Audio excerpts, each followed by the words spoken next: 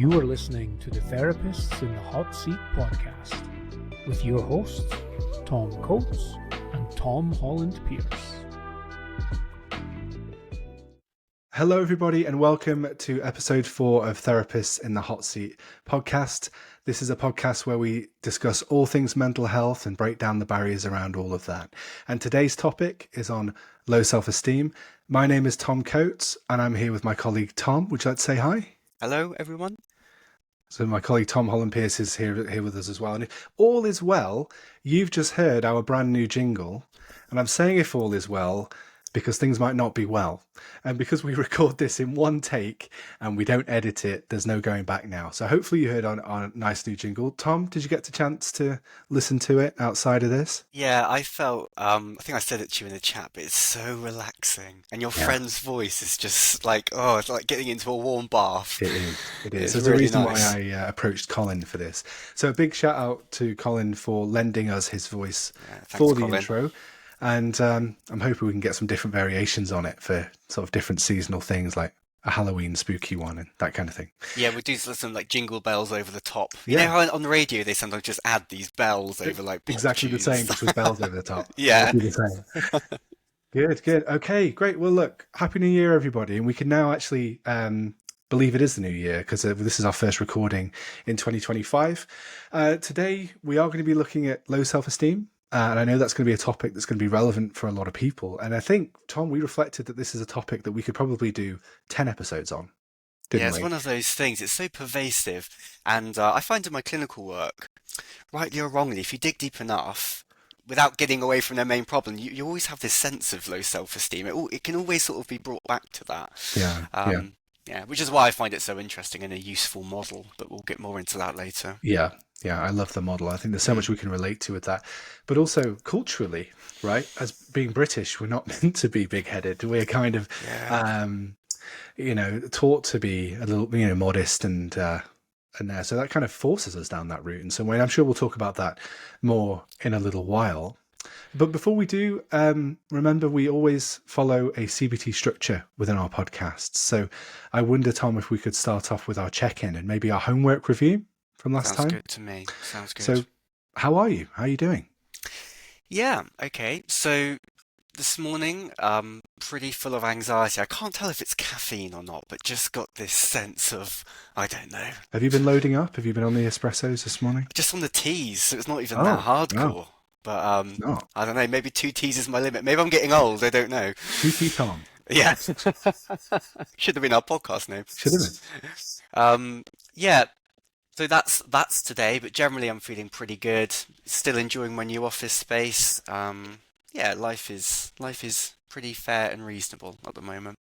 Fantastic. How about yourself? How are you doing? Yeah, no, I'm good. I'm very good. It's nice for things to be getting a little bit more back to normal. Christmas was a busy period with a lot of hosting.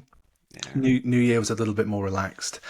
But there's a lot on, there's a lot of seeing people and, moving ourselves and the child around to be able to meet friends and things like that. So it's nice to be back into a bit of a swing of normality, I'd say. Did you rest much? I got the impression you were kind of go. Sadly not. I mean, look, Christmas was nice. We had my in-laws over and everyone's really helpful when it comes to looking after the little one and hosting and looking after themselves and things.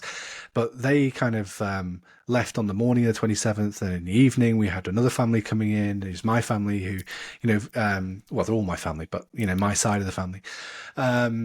And yeah, it was just very busy. And of course, they look after us and themselves as well. So it just felt, though, like, you're constantly on the go. And yeah. And maybe I'm looking at some Airbnbs with hot tubs now. Nice. Just maybe nice. go and sit in a hot tub for a little while. Yeah, that sounds good. Yeah, I don't know about you. I definitely need like periods of time where I'm just undisturbed, like just need to be alone for a while. Yeah. And yeah.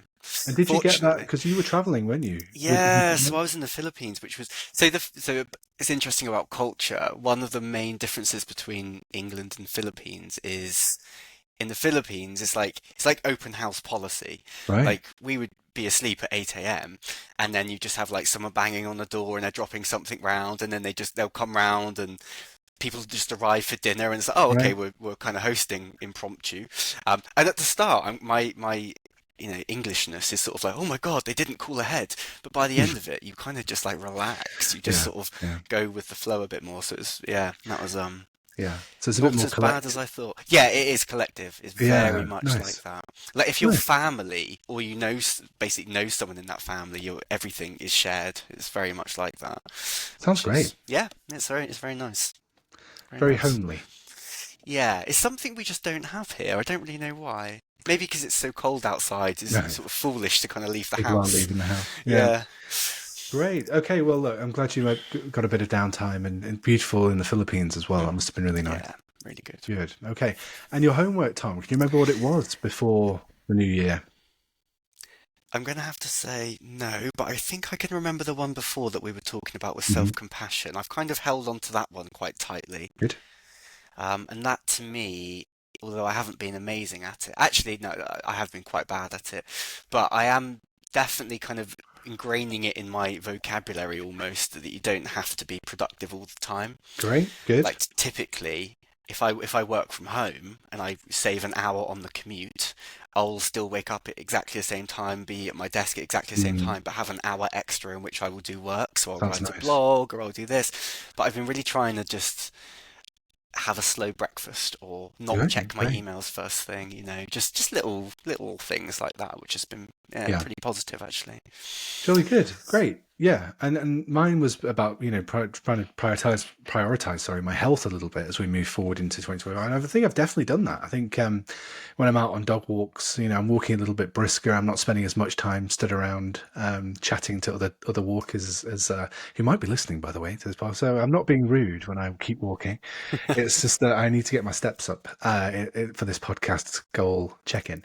So homework check-in, sorry. So yeah, I think it's going all right. I'm going to keep this going. It's not as good as it could be, and I'm just being compassionate around that and kind of linking to what we were saying last time, and that I'm moving in that direction. I don't have to be Michael Phelps just yet. We can move in that direction, and I feel good for doing that. So yeah, I'm going to keep going. Okay, well that's positive then. That's all positive. So another feature that we're going to bring in is a bit of a write-in section, isn't it? So we actually had a lot of people, not a lot of people, that sounds, but some people writing to us, just asking our advice on certain things. And sometimes this might link to the topic itself, and sometimes it might just be completely standalone. But we thought it'd be nice to answer them, didn't we? We did, yes. And do that So live, because then other people might relate to it. yeah. So what have we got, Tom? Well, I will not say their name, of course, but we had someone writing in who basically said whenever they go to meet their friends, they feel panicked, and sometimes that can lead them to experience panic attacks, Ah, which of course has that knock-on effect of basically social withdrawal. Understandably, they're not going to be wanting to put themselves in those situations where they're going to experience that high mm, level of anxiety. So we thought we would just get into that a little bit, spend a few minutes speaking about that, 5 or 10 minutes or so, and maybe just some sort of basic techniques. It's quite hard to get right into it mm, because we haven't got them here and we can't delve too deep, but we can yeah, talk about some techniques for managing things like that if and when they arise. great. Did you want to kick off with the first Sure, sure. technique? And firstly, I just want to say thank you so much for bringing that in, and also how uncomfortable it feels that, or how challenging it feels that you can feel that discomfort when you're around friends and people that perhaps you might want to spend time with. It Yeah, completely makes sense how you might not want to be around them if there's a risk that perhaps I could have a panic attack. What are people thinking? People thinking I can't cope? Are people noticing that I'm anxious? And all the thoughts that might come up around that. So I just want to kind of validate that and say it kind of makes sense that we don't want to be around these people. But it also might mean that we're accidentally keeping our problem going, and maybe we're not always getting the opportunity to find out if we can cope or if this happens all the time. And sometimes that real world evidence against some of these fears can be really useful. mm, I think the first thing I'd be wanting to think about with this person, if they were my client, Tom, is what do they know already about what's happening when they're having a panic attack? So, what do they understand about the physical sensations of a panic attack? What's actually going on here? And I suppose helping people realize that this is linked to the body's fight or flight response. So if I'm getting to the stages of having a panic attack, that means that somewhere a threat is being detected and my body is falling back into what it knows best, which is better to be safe than sorry. So get ready to either fight something or freeze or run away. So these sensations we experience are often related to my body getting ready for that, whether it's my heart rate increasing, getting quite breathless, trying to get as much oxygen into my body as possible so that my muscles have everything they need to kind of operate and be as effective as possible. Maybe a bit of nausea because the blood's being redirected away from my stomach and any digestion's being interrupted as a result. Because when we're running away and fighting things, we don't need digestion, we need energy and power. So I'd kind of be thinking about what people know about these sensations and kind of educating around that to think about this is completely usual. So step one then is to make sure that that particular person is aware kind of like an explanation of the physiological sensations that they're going through, e.g. Yeah. fight and flight response, Yeah. and why that is occurring Uh-huh. and why that trigger has done that to them specifically. And just to normalize it as a human Got response. it. Yep. You know, this can feel like I'm an alien and this is only happening to me and this is Yeah. shouldn't be happening, but actually this is protection. And the most fundamental thing I'd like people to take away is that this cannot harm me. So these sensations might feel really scary, and we might sometimes assign, quite catastrophic beliefs to these feelings, like, oh my gosh, this means I'm going to faint or have a heart attack, or people are going to see this hysterical mess in front of them. And instead to kind of normalize that and say, this is okay, although it feels really uncomfortable, it isn't unsafe. So that kind of knowledge base, I'd try and build that first, Tom. Excellent. Okay.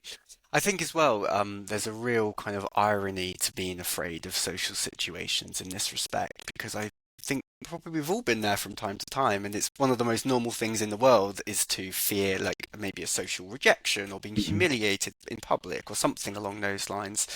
And although we don't talk about it necessarily for obvious reasons, to think you'd be the only one in your friendship group who hasn't felt a bit uneasy going into a pub or whatever setting you're going into is very likely not the case. So yeah, normalizing that as well. Yeah, great. So what So about, if we think yeah. about then, I'm sorry, I know we're both going to say the same thing here, but if we think then about segueing into what we can do to help this person with this, what's another thing you would be encouraging them to try when it comes to managing this? One of my favorite things to do with people at the moment is taken from the Russ Harris book, The Happiness Trap, and he talks about this thing called the struggle switch. And what that is when people experience uncomfortable or difficult emotions, human nature is that we try to quash it away or to push it aside and to not let it in. And he says that's like flicking a switch in your brain which is set to struggle. The problem with that is so that the more you struggle with the way that you feel, it's like struggle squared, and you actually have this sort of compound effect on that difficult feeling. So in this instance, let's say the person's feeling very anxious and very panicked, and they sort of resist it and they kind of flee from it, or they do some unhelpful coping strategies to tolerate it. All they've actually done in that moment is basically like rejected a normal part of a human experience, and in doing so, you've made it a lot scarier. And then you sort of get into this cycle of fear of the fear itself, like fear of sort of scared of feeling scared almost. Yeah. And the whole thing just snowballs. So one of the things that he teaches in his book is this technique called expansion, which I absolutely love. He gives the analogy of quicksand. So I grew up in the countryside, so this is very relevant. But if you fall into quicksand, the human response is to start struggling. So you kind of try and pull your leg out, or you swim, or you scramble. I don't understand the physics of quicksand, but the more you do that, the quicker you sink. And what you should in fact do is try to increase your surface area and lie very flat and very still, and that will prevent your sinking. And the same is true for uncomfortable emotions. So instead of sort of squirming and like trying to get rid of them, there's actually about how can we accept that? How can we make peace with it? How can we take some of the power off of it? And he gives this excellent idea of actually just closing your eyes, a bit like a meditation, and feeling out where that emotion sits in your body. So really checking in with the physiological sensations and practicing breathing into and around it and Mm. giving it loads of space. And every time your mind starts judging or commenting on that symptom, which it will start saying, you shouldn't be feeling like this is bad, this symptom means something bad's going to happen. You actually just sort of thank your mind, but come back to more of an observing point of view. We're not judging it, we're just trying to observe it. Mhm. And in doing so, it takes about 5 minutes and sort of sitting there, giving it space, breathing into it, and letting it be. The feeling is still there. It's just not kind of hijacked you in that moment. And then you've got the ability to sort of move towards your value or goal with that feeling still in place. And you can do that. You can walk into a place with anxiety and it not be affecting you too much. Mhm. And that's much easier said than done. It takes a lot more work than that. But if people can learn to do that, they really sort of Mhm. not control their emotions, but they're not so controlled by their emotions. Yeah, yeah. So it's kind of that Chinese finger trap sense, the idea of Yeah, struggle. Every one of my clients will have seen one of these. Uh, we can struggle with the idea of these sensations and think I shouldn't be having this. I've got to fix this. This is awful. This is unbearable, and try and get away. And what you're saying here is instead it's about leaning in and connecting with it, and to think about how then I still function with this, and that it's okay. This isn't about getting away from things. Nice. That wasn't planned, by the way. That's just there. That's just something I bring into my sessions all the time. just in case. Yeah. Yeah, just well. Oh, I've got a whole bag of them. Yeah, good, great. No, it's a lovely, lovely point, and that I love that idea that I can do things with my emotions rather than I shouldn't be having these emotions. Why not? Why shouldn't we? It's all a part of the human spectrum of emotion. There's no such thing as a good or bad emotion. Let's think about what we can do with them. However, I also appreciate what this person's writing in and saying, and that sometimes it can be a little bit too intense. So sometimes there are things, if we're in a moment and we're thinking about having a panic attack, are there some things we can do in order just to take some of that edge off as What do you well? think? Have you got another kind of suggestion here? Yeah, so some things I encourage is the stop technique. Have you ever come across that before? I think I have, but feel Yeah, it free. comes from DBT, actually, dialectical behavioral therapy. But the idea of just creating a moment to pause and slow down and work out what's going on and how I can act effectively and in the next moment, really. So it's an acronym. And before you think I can't spell, there are two P's on this one at the end. So I sort of drop that in. So S is to start slowing down. And this is the idea that actually when I'm anxious and perhaps heading towards a panic attack, everything is speeding up. Our heart rate's speeding up, our breathing's speeding up, our thoughts are racing, everything's getting too fast. And that means we're going above what we call our window of tolerance, and we're going into something called our danger zone, where if I wanted to, I couldn't thread a bit of cotton through the eye of a needle. I'm not really functioning very well. I can't think. If you asked me what I had for dinner yesterday, I couldn't tell you. I'm just not in a place where I can cope. So, S is to start slowing down, recognizing that things are getting a bit too chaotic or hectic here and thinking I need to pause. But that's hard. So T is to do that by taking some mindful breaths. So that's when we breathe in for around 4 seconds, hold for 7 if we can, and release over 8. And although that sounds like a long time, we should be able to cope with that. And actually holding that air in our lungs for 7 seconds allows for any excess oxygen that we've taken in to hop back in from our bloodstream into our lungs to be then evacuated over the 8 seconds. And any excess oxygen in our blood that we're not using, because we're not running away or fighting something, is only going to exacerbate sensations of anxiety anyway. So getting rid of that could be quite useful. So it's breathing in for 4, holding for 7, and letting go for 8. And when I've done 2 to 3 of those, Tom, my shoulders just kind of go down like this, and Yeah. my voice drops an octave. In fact, maybe we should do it before recording Mm. podcasts. Mm. It might be quite helpful. So take some mindful breaths. O is also to open up. So what is it that's causing me stress here? Well, I'm here with my friends and I'm noticing that I'm starting to get really worked up and I'm really worried that I'm having a panic attack or I'm going to have a panic attack. So good. O is to open up. Name what's causing the fear. And P is to put in some perspective. So what's actually going on here? Is this something that can hurt me? Is this really a threat or a danger? Is there anything I can do to help myself? What would my wise self say in order to help myself? If I ran this past my therapist, what would they say? If I ran this past my friend, what would they say? And the second P, my favorite, pursue the person you want to be in the next moment. Do you want to be the person who zooms in on those sensations of panic and fear and allows them to keep building and becomes a self-fulfilling prophecy? Or do you want to be the person that switches your attention to your friends or to the activity and says, like Tom was saying, I'm willing to go forward with these feelings?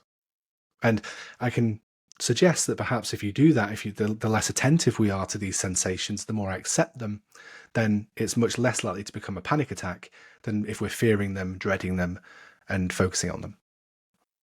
So yeah, I'll go for that one. I actually feel calmer Do just you? listening to you say that. Yeah. Okay, good.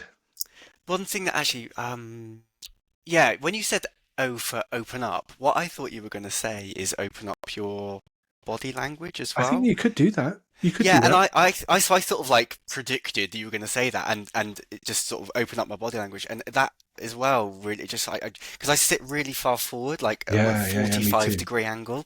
If I Mm. just take it back a little step, put the shoulders down, and sort Yeah. of open up my chest a little bit, open up the feelings a little bit, that Hmm. too just, I don't know, No, it's dissipates great. them slightly. You know, it takes the edge off though for sure. Absolutely. And if Yeah. you look for the stop technique, you'll find it, different versions of it. And I'm sure that is one of them, is Mm, that, open up and expand mm, kind of a little bit rather than open up to what's causing anxiety. That's just the way I prefer to do it. And each mm, therapist will have their own way. But no, mm. absolutely nothing wrong with that.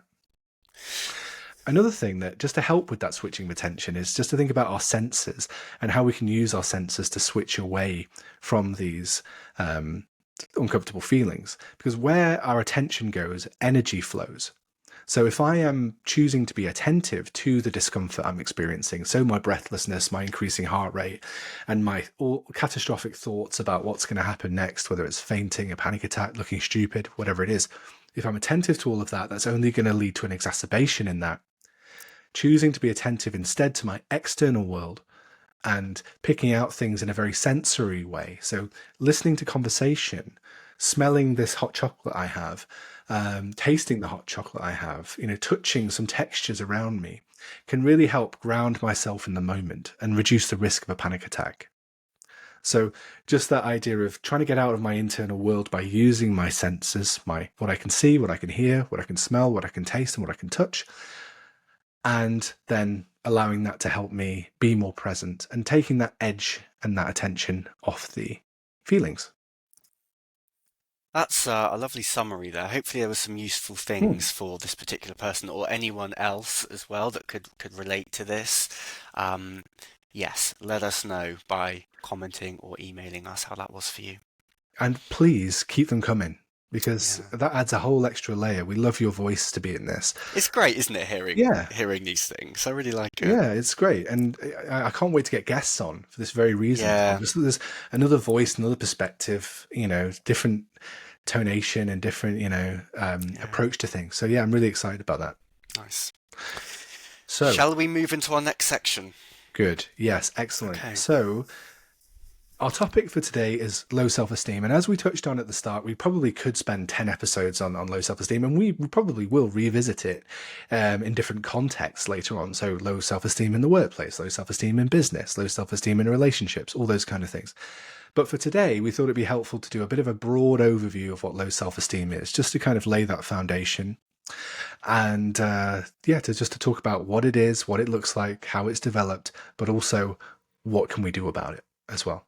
So, our first section really is what is low self-esteem? So, Tom, do you want to tell us a bit about how you understand low self-esteem and we'll go from there?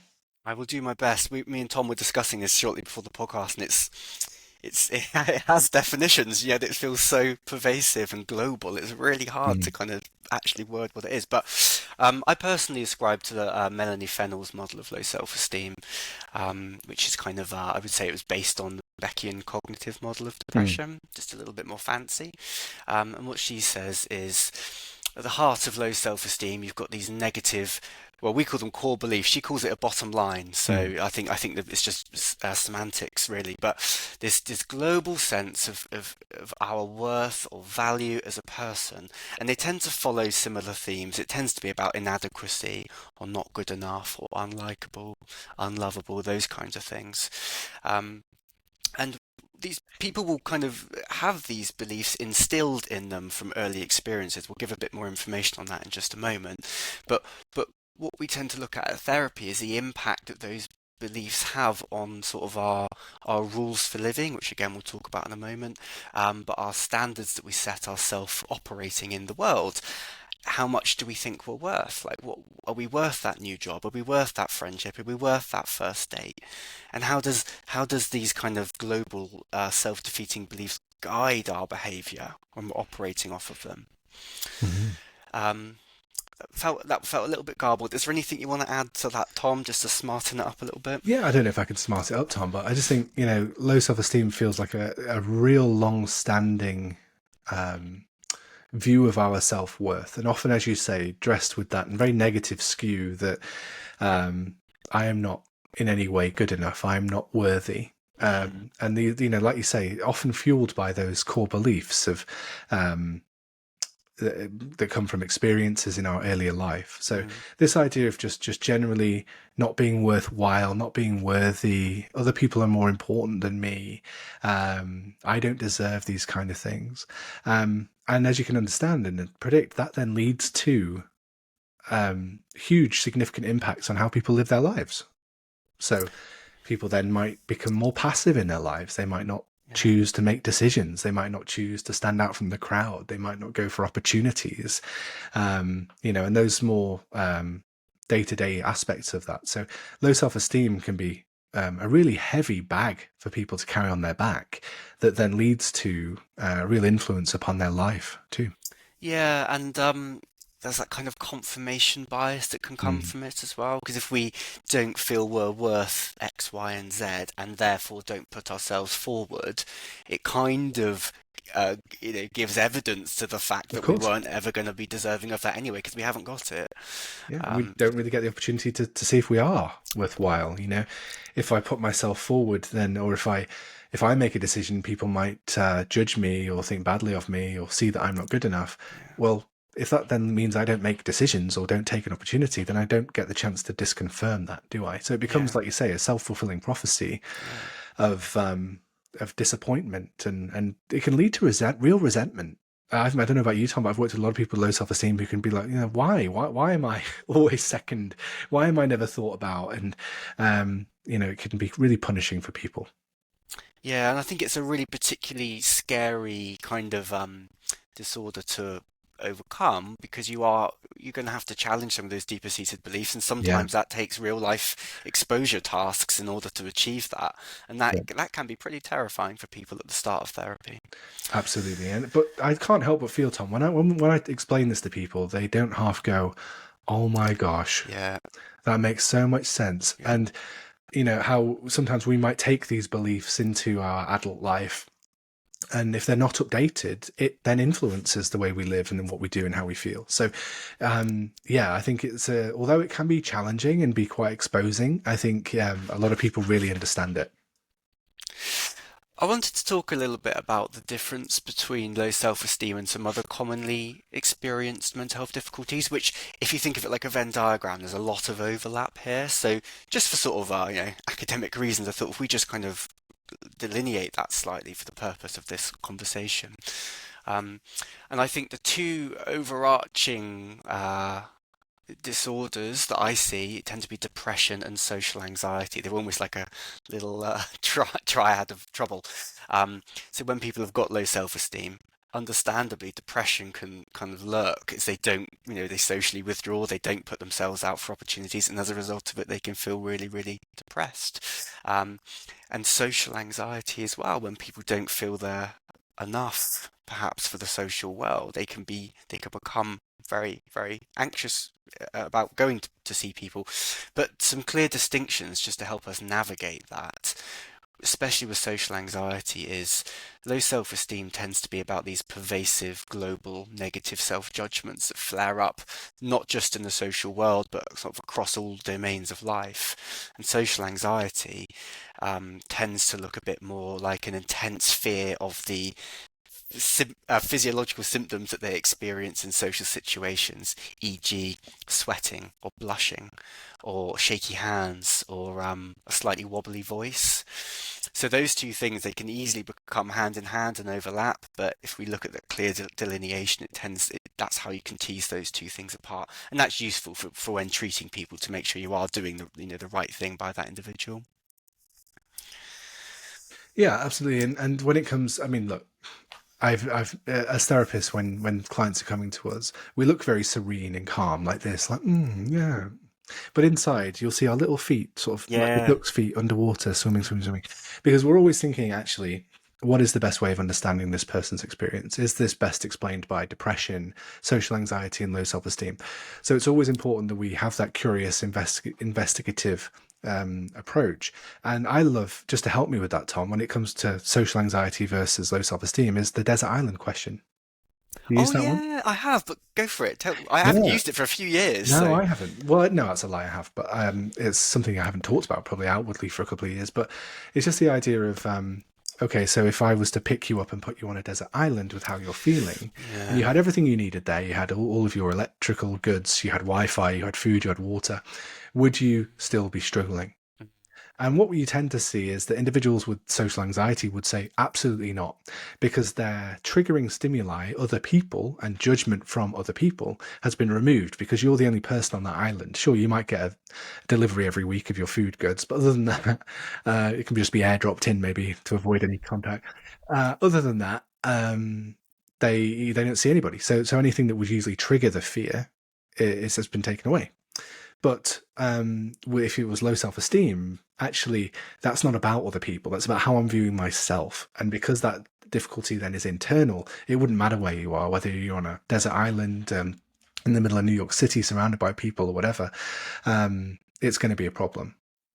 That's a really good question. And if I just it's that thing I always do, self-disclose. Mm. Trauma dump was the word I was looking for. I used to have quite bad social anxiety, and I suppose it always like lingers. You always have a little tendency towards it. But that desert island question sums it up perfectly, because I would be very happy on my own on a desert island. Yeah. It wouldn't bother me at all, and therefore that does delineate that social anxiety from the low self-esteem. So that's a really Exactly. really good way of Yeah. looking at Yeah. it. And just for the depression again, just depression is an episodic condition. People who struggle with depression, sure, will have periods of depression through their lives, but they'll often also be able to recognize times when they felt quite bright, stable, grounded, quite level. Whereas low self-esteem, I don't know about you, but it never really feels like that. It feels like a hum of low self-esteem through my life. I don't get any break from this. There's no respite. This is something that I'm constantly battling, and it's in no way episodic. So somebody with low self-esteem, although yes, they could feel depressed, they're probably not going to have bouts of high self-esteem or neutral self-esteem. It's a low hum throughout their experience of life so far. Excellent. That's a good point. And did you want to talk to us a little bit about the origins of low self-esteem?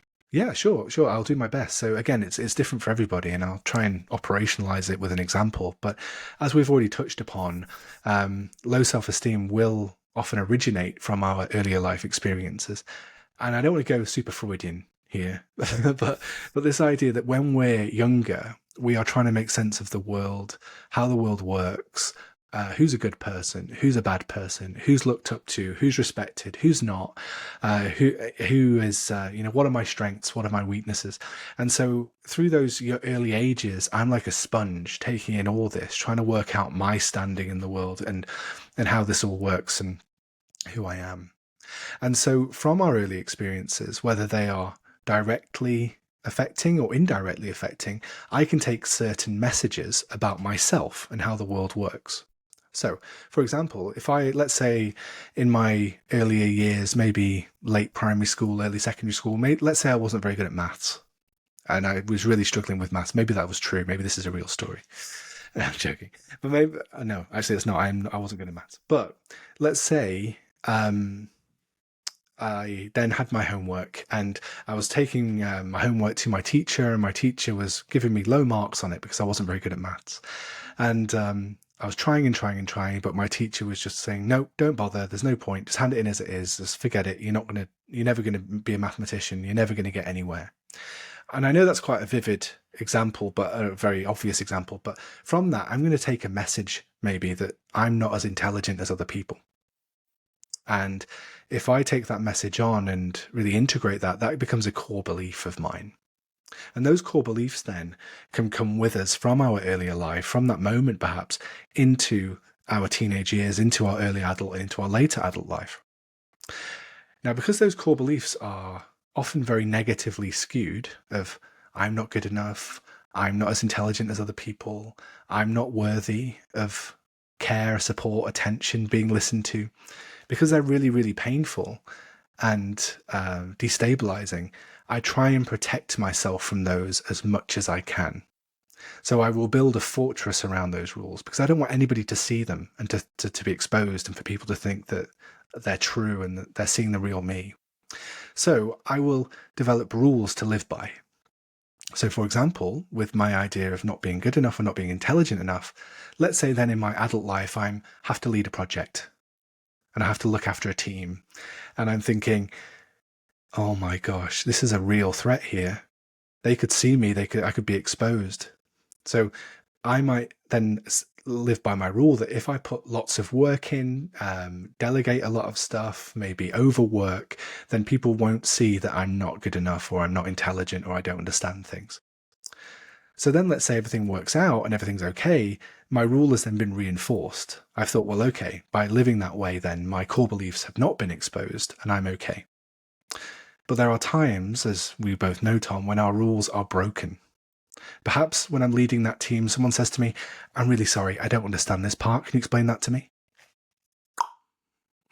My rule is broken. All of a sudden, I get this rush of heat and my core belief is suddenly wide open for everybody to see. And my catastrophic brain is saying, everybody here thinks that you're not doing a good job. Everyone thinks that you're not clever enough. Everybody sees you for who you are.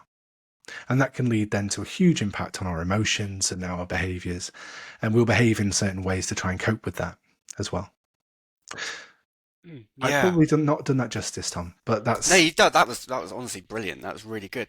I was reminded as you were speaking as a similar story. This is a friend actually who has given me permission to discuss them. Great.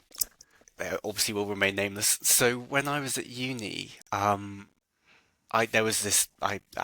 there was someone I lived with in the halls, and they were just like an amazing human being. So it was really like I just couldn't keep up with them. They would go to the gym 5 times a week. Their hair was great, their skin was great, they were beautiful, they were first class. Yeah, it made you sick. I'm on my like second pot noodle of the day. Like it's noon and I'm just waking up. Just dreadful. The last 5 days. Just dreadful. One day I came home and they were really crying. They were absolutely distraught. And I go, "Oh my God, what's wrong? What's wrong?" And sort of behind this like sobbing, teary face, they just held up this piece of paper and showed it to me. And I looked at the paper, and on it I saw it said 68%, which was a 2-1. Okay. And I remember thinking, that's brilliant. God, I'd love a 2-1. That's a really strong 2-1. And I didn't really sort of understand it or think much of it. Anyway, fast forward a few years and got to know that person a bit better, and they told me a lot about their childhood. And one of the things they told me was that their dad would give them money. I think it was about £100 for every A star they got during their kind of exams, so GCSEs and so forth. And every time they didn't get an A star, he would ignore them. Oh my gosh. Yeah, so it's a really serious thing. So if we just go back to that, let's just imagine that child and we think about the messages they're getting. Wow. Yeah. Where do they get their love from their father from?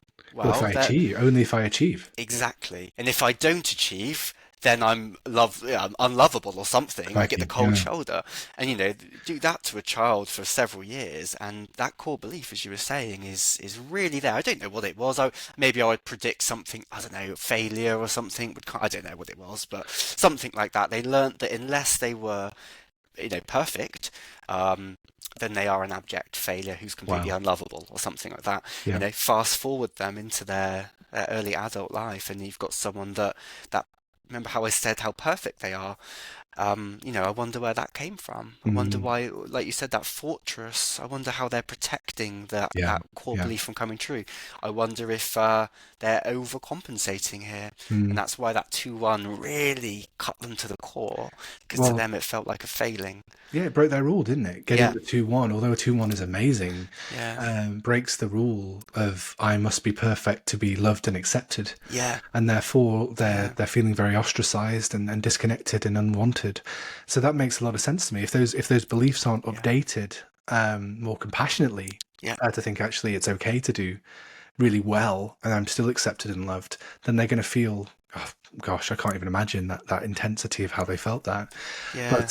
But yeah, it's a real thank you for sharing the example. How Mm. useful, and I hope that's really useful for our listeners as well, because often when we just use these terms and put it in, oh, this is a core belief, this is a rule, da da da, it can be Yeah. really hard to follow. But when you operationalize it like that, Tom, that's really helpful.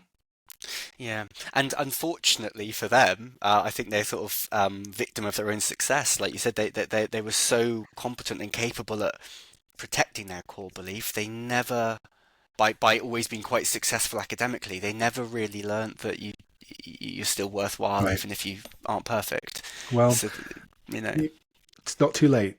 yes, If you're yes. listening, Except, give I me a mean, call. maybe not a referral for me. It might be a bit awkward if it's Yeah, me I'll see doing him, it, Tom. but you can take them, yeah. Yeah, thanks. Yeah, no, so great, and yeah, so it just shows, doesn't it, how our early experiences lead to these beliefs that lead to these rules. That then these rules are, although I use the word fortress, it's an incredibly fragile fortress, and all it takes is a 2-1 when I should have got a first, and I'm in dire straits. So I think that's leading us neatly into our next bit, Tom, which is what does low self-esteem look like day to day? Because a lot of people might be listening thinking, okay, you know what, I can kind of relate to some of that. But this is how I look day to day, or this is what happens to me day to day. So maybe we could just talk a bit about what we generally see in some of our clients who'd come forward with low self-esteem before we think about what we can do with it. Yeah, that'd be great. Do you mind if I open on this part? I've got a Please few do. You're thoughts. welcome. This is a bit of a weird analogy. I haven't actually prepared to say this. I'm kind of I'm riffing this part. But I have this kind of like game I play with clients where if you imagine you've got a piece of uncooked spaghetti. So a piece of uncooked spaghetti and you're holding it between your fingers like that, making a sort of a bridge. And basically what happens is you can bend it ever so slightly. There's a little bit of flex there.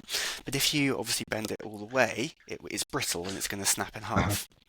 Now that there's three states then that spaghetti can be in. First is the unchallenged in any way, shape or form. Let's call it dormant.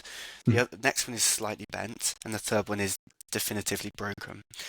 And self-esteem and the rules that we abide by are a little bit like that piece of uncooked spaghetti.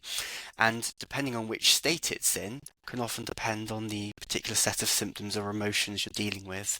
So if it's nice and dormant and there's no pressure on it, there's probably not many triggers or challenges in your life which are in any way, shape, or form confronting that self-esteem. You haven't got an exam coming up. You're not being tested or challenged in any way. If there's something coming up, though, and it's a bit uncertain and it starts to bend, you'll probably start to feel sensations regarding kind of anxiety would be Hmm. the thing. So like, what if this goes wrong? What if I don't study hard enough? What if this affects my future?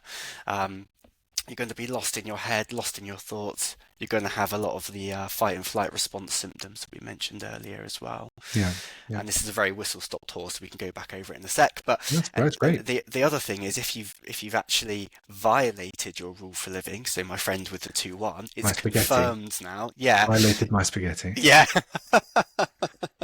and it's definitely broke. Mhm. There's no ambiguity. It's happened.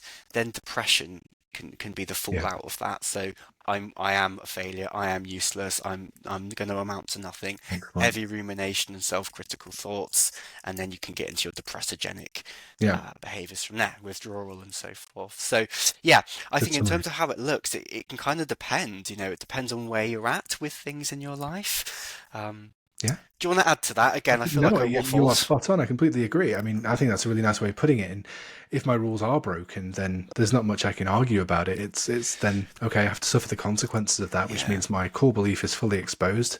It's all been reinforced as true, and now I Mm. therefore am incredibly low, self-critical, and demotivated and not really getting on with my life in a healthy way.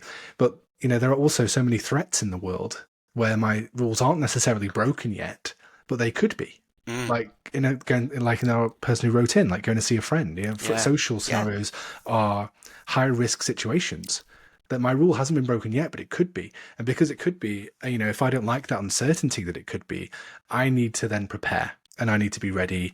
And maybe that's when people will go in with certain safety mechanisms and behaviors and, plan their conversations and plan their escape routes and that kind of thing. I'll drive so I can leave whenever I like, that kind of thing. That unfortunately then leads to anxiety. And then because people are feeling anxious, that becomes a self-fulfilling prophecy. So people, see, you can't cope. Look, you obviously are not good enough, not worthy, useless, less intelligent than other people, because of all these things you have to do. So look, that's the real punishing aspect of it. And I don't know about you, but I get a lot of people coming in not really understanding what's going on. They're like, is this anxiety? Is this depression? What is it? Because it's actually both of those things all at once, depending on where they are, whether their rules have been kind of broken, not broken, or definitely broken. Coming back to your spaghetti analogy. So yeah. I think we see a lot of worry, don't we? A lot of people worrying and making anxious predictions, lots of self-doubt, lots of avoidance, over preparation as well. Overcompensation. A lot of perfectionism. That's why low self-esteem is just so interesting, because it's almost impossible to talk about it in an isolated manner. You can't really talk about low self-esteem without talking about perfectionism or without talking about depression or social anxiety. It's why it's so fundamental and interesting, I think. Yeah. Wow. So what can we do with it? Okay. So we think about some strategies for it. Yeah. Is that where we are? Is that where we're at? I think so. I mean, I think have we given enough justice to an airtime around what it looks like for people who might be out there struggling? I suppose the only thing we could probably bolster up is the different contexts or domains of life that it tends to rear its ugly head in. Okay. So friendship groups, maybe we've touched on that a little bit with our writer in. Work though. So, well, let's combine work with starting a business, just because like both you and I are on that kind of path, and it might be interesting to see like what's come up for us a little bit. Absolutely. So I'll start. So with work then, one way it kind of rears its head with me is when you have a client for the first time. The first like 2 sessions, my shoulders are just up by my ears, and I'm having this like massive imposter syndrome the whole time. So this imposter syndrome is another thing that low self-esteem bleeds into, and I can find myself sitting there like looking the part, dressed as a therapist with my little therapist notebook and nodding in all the right places, but under the surface I'm having a lot of self-doubt. I think that they think I don't know what I'm talking about, I'm not worth the fee, etc, etc, etc. They're going to find another therapist, they're hating this, I have all these sorts of thoughts. Starting a business as well, which I guess is very similar to that, is putting it off. You know what I mean? Like putting off or not putting yourself in situations where you can progress your business or grow. Absolutely. Yeah. But being a public face is a big scary thing for business owners. I was just thinking about, the podcast itself is breaking our rules in a way, isn't it? Definitely. It is. Because we're putting ourselves out there. I always feel quite good around when we're about, I don't know, I haven't got my eye on the time, but we're probably about halfway through, I imagine. 47 minutes. 47? Yeah. Oh my God. Okay, well that's all, folks. We'll see you in 2 weeks. It's been great. No, not really. Don't go. But I find like the first like half, I feel so tense and stiff and anxious. But this part, I feel like loosened up a bit. It's not even the first half for me. It's like the first minute. Oh, okay. You might notice that in my voice, guys, when we're doing the intro. It's and then it kind of, oh my gosh, we're all good. This is completely normal now. But for half an hour beforehand, when I was like making my cup of tea, like, oh my God, this is going to be a rubbish episode. This is going to be really rigid and boring, and people aren't going to want to listen. And not only that, people aren't going to want to book with me. And also, when Mads does the snippets, they don't half feature a lot of Tom. Does that mean that I'm rubbish? Does that mean that I'm not giving a good information? So all these anxious predictions about how the podcast is going to go and how we're going to look, and are we going to get cancelled, and are we going to be inappropriate? Is the software going to die? And all these things kind of that come in. And that, idea of we probably spent more time on this prepping this session than any other session, right? So that was probably fueled by our anxieties to think, I want to get this right. And so there's those behaviors, those safety mechanisms that we do to try and protect ourselves. And overall, we're thinking, okay, well, if this goes well, we might think, well, the only reason this went well is because we over-prepared, because we did this and that. And I'm sure that's not true. It's more about the fluidity and being able to relax and have fun and be ourselves and to, bring things in. So yeah, I think there's so many examples where low self-esteem bleeds into everyday life. And it's so funny you say that you have this imposter syndrome, because I'm sure every therapist listening to this hopefully does, because that means you're a great therapist, by the way. But just this morning, I was saying to a client how I wake up every morning and I think, I can't cope today. I don't know anything about OCD. I don't know anything about what I'm doing. I'm a terrible therapist. People aren't going to want to see me. My whole business is going to die. I've got a choice then. I either buy into that and think that to be true and cancel my clients and lie on the sofa and watch Wicked on repeat, or I think, no, okay, this is a feeling that I need to sort of test this out. And, as soon as we start a podcast episode, as soon as I get in with a client, my attention switches wonderfully to them. And then that's it. I'm in. And all of that tends to drop away. But yeah, low self-esteem can really impact us. And look, imagine if we never started this. Imagine if we, some people are probably wishing we didn't, but imagine we never started this. Imagine if we didn't start our businesses. Imagine if we didn't have these opportunities. Where would we be? Probably pretty resentful. Yeah, that's a really good point, actually. Again, maybe we're segueing quite naturally here into our next section, but it's worth taking risks, I think, in life. Yeah. But let's do that a bit more formally. So what can we do about it then? Let's think about, I know we're over time probably now, but let's just think about some brief strategies to help manage low self-esteem going forward. Sure. Do you want to take away, or shall I? Maybe I'll start with the rose and the weed. Yeah, go ahead. So this is something I like to talk about with my clients, where if you imagine for a moment you've got your core belief. Let's just say I'm a failure for argument's sake. And you imagine that it's represented by a weed that's growing in your garden. And because of the way you have thought about that and acted in line with that and responded to that particular thought, it's like you've given it all this attention and nurturing. And as a result of it, you've spent your whole life almost watering it, actually. And as a result, you've got this tremendous, massive, it's like Jack and the Beanstalk style weed in your garden. What we're trying to do in CBT, though, is promote, belief shifts, updated ways of thinking. So let's go let's just say, for argument's sake, there's an opposition plant in your garden as well, and it's the opposite of failure. So maybe not success, that's maybe a bit too far, but I'm good enough would be a nice way of doing it. Now, you've got these two plants growing next to each other, but you've not given this, we'll call it the rose any care at all. You're never giving it your attention, never watering it, never nurturing it. And what happens to that rose? It wilts and it dies and it doesn't grow. So what we want to do with CBT is learn how to adjust there's lots of things to say on this part, but just to keep it simple, how can we adjust our attention so that it actually learns to water the rose instead of the weed? And that might be, actively trying to think of things which disconfirm the weed belief that has occurred. And you don't even have to do anything differently in your life. It's just where you put your attention.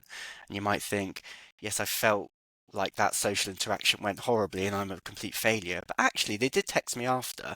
And actually, I did make them laugh. And actually, we did have a really good conversation. But because of our low self-esteem, we failed to recognize that part. So it's just learning to put our attention into the nourishment of kind of a new belief system. Do that over and over again, but like a mental exercise. And you'll start to kind of update the way you think about yourself in those situations. Mm-hmm. Great. It's like that sieve, isn't it, that we have in our brain that kind of sieves out all the things that go neutral to well. and only Yeah. focuses on all the stuff that didn't. And if we can begin to maybe pick up on some of those things that don't align with our beliefs, it can send some rumblings down into those beliefs to begin to update them. Yeah. So things like keeping positive data diaries, Yeah. when I met that friend for that coffee, we had a good chat, and I didn't get any sense from them that they thought that I wasn't worthy of their time. Yeah. So, hey, I'll take that. It might not move mountains. It might not upheave that thorn bush that Tom's talking about here, but it might actually give me something that starts to generate real world evidence against this stuff and update these beliefs that I have. Great. What about behavioural experiments, Tom? Like, is that Great. something you tend to use with low All self-esteem? the time. All the Tell time. me about that.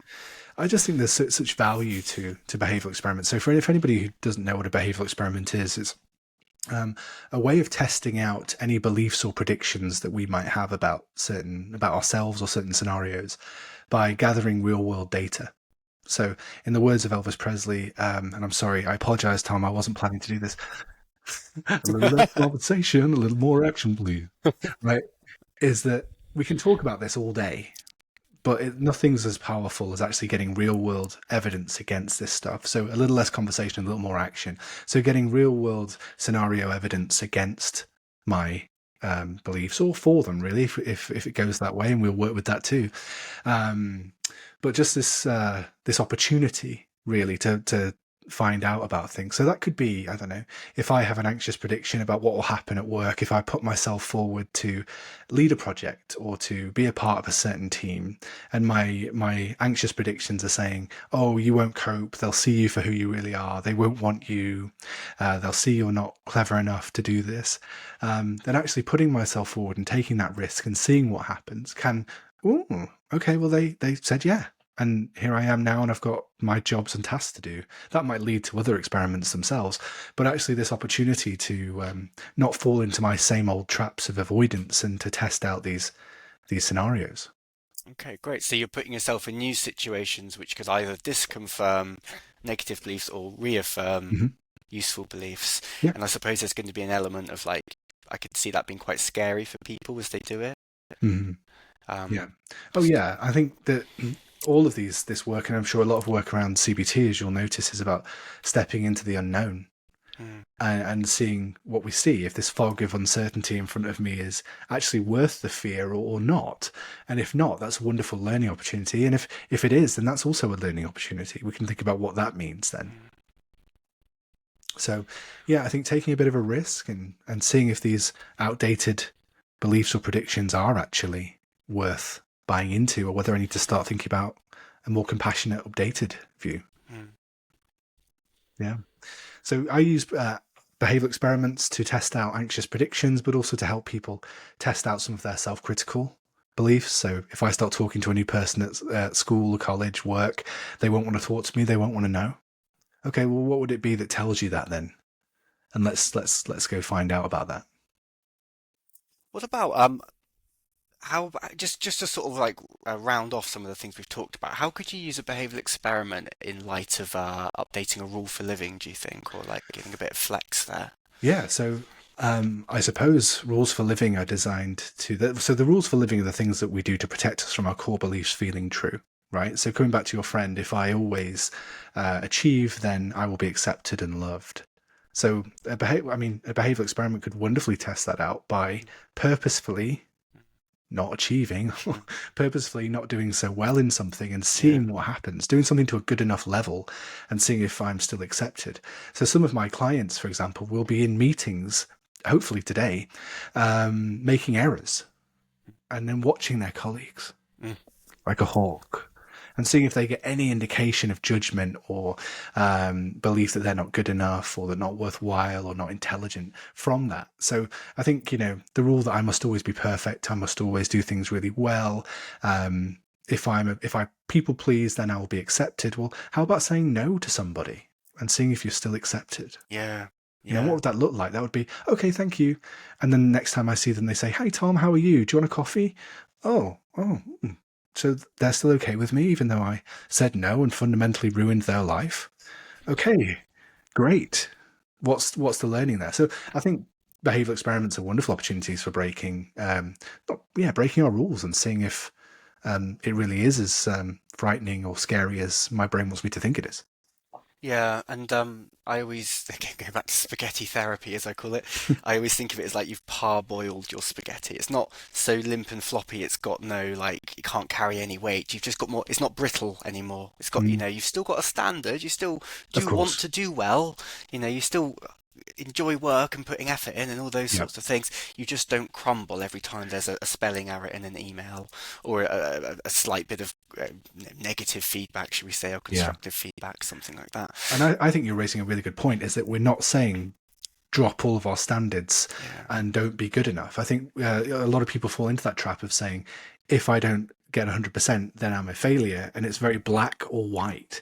And instead, what I'd like to suggest is that it's okay to be wonderfully dark grey. Yeah. In that I can do really well a lot of the time. Maybe it's not perfect, but I can do really well, and I'm still good enough.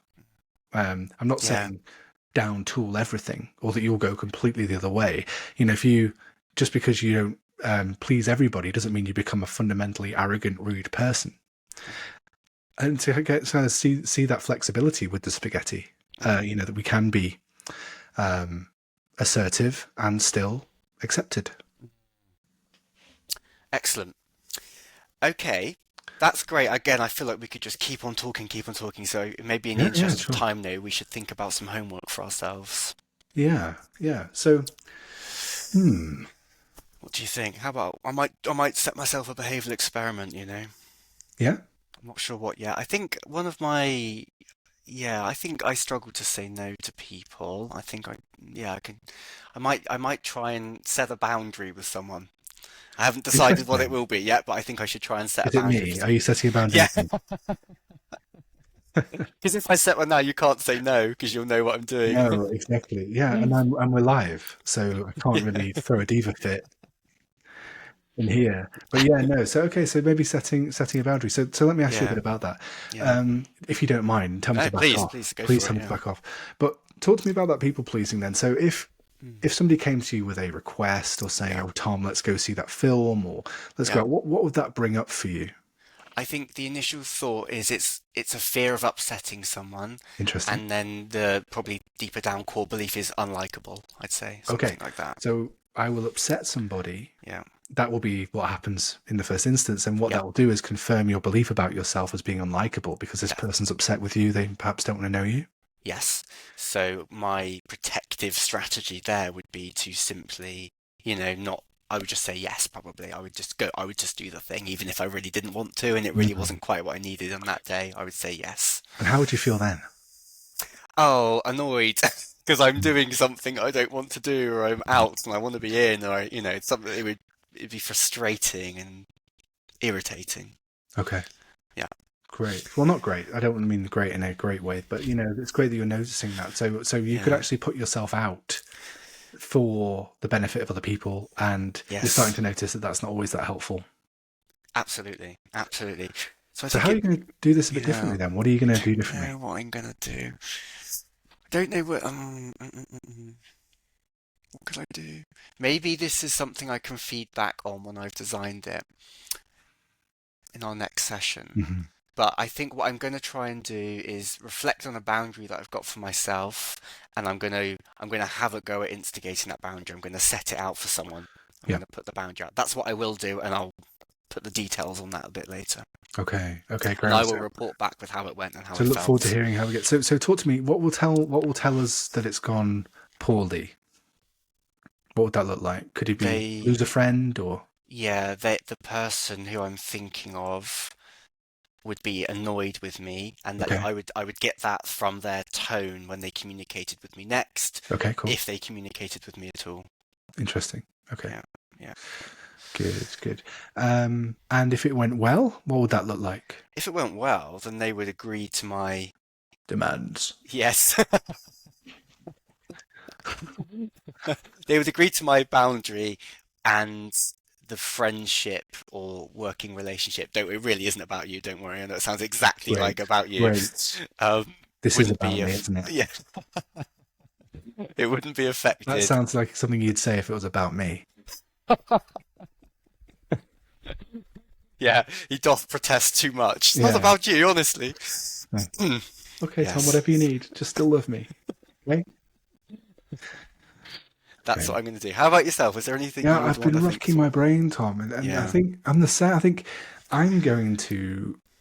This might sound like something meaningless to some other people, but um, I very rarely contact companies to get a better deal Okay. because I think they're going to overpower me. I'll end up worse off. They'll think I'm rude. Those kind of things. So this is going to sound probably because I'm quite an assertive person, I think, and any of my clients will probably say, actually, he can hold his own. But when it comes to certain companies, I find it easier to avoid it. So I won't name any companies, but there's one that I've been meaning to leave for a long time, who I've checked online that they're notoriously hard to leave. Like as soon as you call to cancel, they're like hook you in with deals and whatever, and delay and postpone and pass you around the company and that kind of thing. So what I've done is actually called my bank and put a block on the merchant rather than call them and speak to them. So I think what I'm going to do is call them and just be assertive and see if I can cancel that service and see what happens. So how could you do that? How could you stick to your guns, do you think, with these people? I think I just need to lay down the broken record. Like, I don't use this. I haven't used it for years, and yet I've still been paying for it. So actually, you've had loads of money out of me for providing nothing. So thank you, but no thank you. And I think I just need to stick to that. Yeah. So no matter how many times they pass you around and Hmm. they try and throw a deal, you're going to come right back to that kind of Yeah, that statement. Are you going to stick to the exactly, guns? Yeah. exactly that. Yeah. And hopefully it'll work. Hopefully I'll then have cancelled the service. I'll let you know. Okay. I'm just trying to think of any problems that might come up for you. What if you, what if they kind of charm you? What if they get around your defense like that? Mm. I mean, this happened the other day. I tried to change a gas supplier Yeah. and got called up by my original supplier, and they charmed me around. And it is a very good deal, but I kind of think maybe I should have just stuck to my guns and switched provider. So it could happen, Tom. You're quite right. This could happen. And the person was very nice, and I kind of fell into their trap of wanting to be nice back and Yeah. being very compliant. So I think I'm just going to have to say, look, thank you for being so nice, but no, thank you. Do you have any negative predictions that would make that difficult for you? Well, last time I did this, or tried to do this, I ended up getting like 33% off and signing up for another 6 months. So, yeah, lots of negative predictions that I'm just not going to be able to do this. So I'm going to have to really stick to it, I think. It's like that Friends episode where they try to leave the gym. Have you ever Yeah, seen that? This is a very millennial reference here, if any of yeah, our Gen Z colleagues are listening, but they just cannot leave the gym. Whatever happens, the gym doesn't let them go. yeah, yeah. Anyway, So I know it's okay. probably something that I'm struggling to think of anything a bit more meaningful, but that's something that I've been putting off for a while. So I think, and the more I put it off, the more sort of I think, gosh, they're still trying to charge the card. I need to call them and say no, no. So I'll do that probably this weekend. Excellent. Right, our homework is set, Okay. and we can report back on that in a couple of weeks' time. Fantastic. So to start our close then, we hope this has been a useful introduction to low self-esteem. And I know it's been an hour-long episode, so you're thinking, how on earth is this just an introduction? But again, this is a big topic. There's lots to talk about, and there's things we could do could help that we haven't even had time to cover. So we probably will revisit low self-esteem at various times and think about this in the context of different areas of life. If there's anything in particular you would like us to comment on or to talk about or to reflect on or share your experience of, please do write in. We'd love to have that as a part of our feature next time as a bridge to this session. Or if you think, actually, you know what, I quite liked what you talked about earlier with the anxiety stuff. I've got some problems with X, Y, and Z. Could you help me? We'd be more than happy to focus on that too and give advice or guidance or signpost if necessary too. Please do remember, if you can, to like the podcast on Spotify, Apple Podcasts, and YouTube, and subscribe as well if you're on YouTube. We'd really appreciate that. We're really trying to make a thing of this, aren't we, Tom? So Absolutely. anything that can help us grow, we really, really appreciate. And our next topic, which is going to be recorded in 2 weeks' time, is on relationship OCD. So looking over TikTok and Instagram, this seems to be a big thing right now. So something that I'm looking forward to doing. Yeah, just to echo one point there, one of our core values when we started this venture was accessibility for people. because therapy is, is either a long waiting list or it's quite pricey. So that probably leaves a massive gap in the market. So the whole point of this podcast is to make sure that everyone can access some useful information about their mental health. So anything you can do to like and share it is useful not only for Yeah. like us, but like other people as well. So please do that. Great. Okay, Tom, have I missed anything? No, I think that's good. I think you and I need to go and massively over prepare and self doubt about some relationship OCD stuff now. Yeah, we'll do that in preparation for next time, shall we? Okay, well, look, I appreciate everybody sticking with us for this episode. It's a little bit longer, but thanks so much. I hope it's been helpful, and we'll see you in 2 weeks. All the best. All the best.